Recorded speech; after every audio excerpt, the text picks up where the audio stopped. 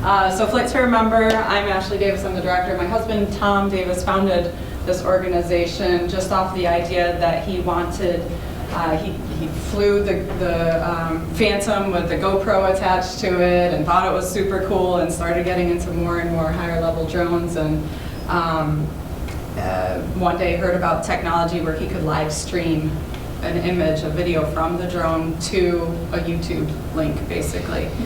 And you know, he was going to use it to help a friend, and that friend ended up not needing it, but he thought about the people who would still need it, who weren't going to get better, who weren't going to be able to leave their room or their house or the building that they were staying in, like hospice patients. And so that's kind of where this took off. And so ever since then, we've been working very closely with Hospice of Western Reserve here in Cleveland, and we've since started to branch out and work with other hospices around the country. We have done flights all over the world. We have our most famous and fun flight, I guess you could say, was Gadrano in Sicily, Italy. And the images are just incredible. And this experience is just so much more than, oh, I just want to see the house I grew up in. Can you show me some pictures of that? What makes drones so special, and what these guys have been talking about, is this aerial view, especially with something that can be more recognizable for a person. It gives you this feeling that you're floating, that you're flying. It gives a very cinematic feel to it, very professional, high quality film. And that has really what has allowed us to do this service so well for so many people. This is the image that they really appreciate. They could Google Earth this place. It's not going to look like this, though. So what also has been really amazing with this service is the volunteer pilots that we work with are all coming to us with their own experiences and their own takes, and the local aspect of it. They're able to show that area in a really beautiful way because they are familiar with it as well, and they appreciate that someone has a connection to it. But also that, gosh, I'm sorry, I just lost my train of thought. It's pretty, I would too. What's that? It is pretty. I know, I just get sucked into it. Well, what I was going to say, actually, I remember it. So we just keep getting into these serendipitous situations. So with this video, the patient had already lost a lot of brain function. He couldn't communicate was the biggest thing. He could only say a couple of things. So when him and his wife watched this video, they were able to recognize a couple of things. First of all, they took a trip here 10 years ago, and they went to this town. They knew it was his ancestral town. They were walking up and down streets, and they knocked on that door, and it ended up being his ancestral cousin or something like that. So we tell the pilot, we think it's that house. If you can get that house in the shot, great. If not, that's fine. He ends up getting that shot, and you can see it. The woman was there. I don't know if she's in the shot. His cousin, his ancestral cousin, happened to be on the balcony for that shot. We weren't even planning it, just happened to be in there. The pilot of this day also was actually 2 hours away, drove out with his son, made a day of it, and got a really great shot of his son running through the field.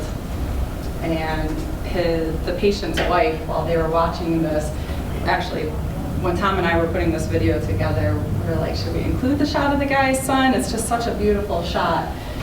I think we should, so we did. And when they saw that, the patient's wife said, that's exactly what your grandfather always used to talk about doing when he was a kid. You know, just these moments that really, really bring this video to more than a video. It's so much more than that to these people, and it brings so much comfort and peace to have that moment, to see something like that, to be able to share memories with your family that just remind you of the best times in your life. And that's what most of these videos have been for these families. So we're just really, we feel very grateful and privileged to be able to work and do this kind of work. This is Ireland, Wexford, Ireland.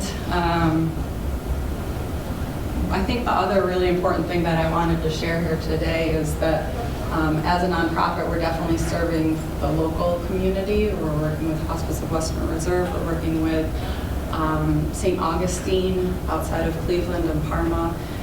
We hope to expand that eventually, not even to only just hospice patients. We're working primarily with nonprofit hospice organizations right now, but also eventually we'd like to expand into long-term care, Alzheimer's patient, anyone who's receiving some type of care in a building where they really just don't have the freedoms that they may have had before. So we've been able to fly in some really incredible places. I was just telling these guys I'm still getting requests for international flights as much as domestic flights. I've got a couple of shots that Tom and Chad got for me here. Tom helped us with one where the woman really wanted to see one of her high schools. So we got John Jay High School, and the hospice organization got an old yearbook. The Hospice of Western Reserve and so many hospices, they just put so much into serving the patient and their loved ones.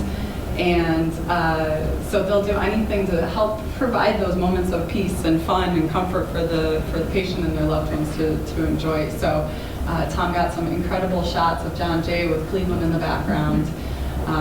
And then they had the yearbook and I'm sure some really fun memories were shared that day, to say the least. And then we have one of the most, Chad got a really basic request, just someone who had spent his life at this house in one of the suburbs of Cleveland. They built it. And I forget, they had lived there for 60 years or so, and they had just moved down the street into this new, fun, great house with his family, so I think this was a tough one too. Chad's laughing because this was such a pain, because this was during the super cold snap. Was it last winter? Year. Yeah. Where it was for like 2 weeks. It was sub-zero temperatures. Yeah, and there's wires and trees everywhere. There's wires and trees, which is giving him, aneurysm. So yeah, it was really tough, but the family truly appreciated it. And now the other part of this is it's obviously for the patient, but it really helps the loved ones as well to be able to help support the patient, do something for them in a time where I think you really feel helpless. But then they also get to keep this afterwards, and they get to relive the original memories. They get to relive the memories they shared watching this video with the patient. It just helps on so many levels. So.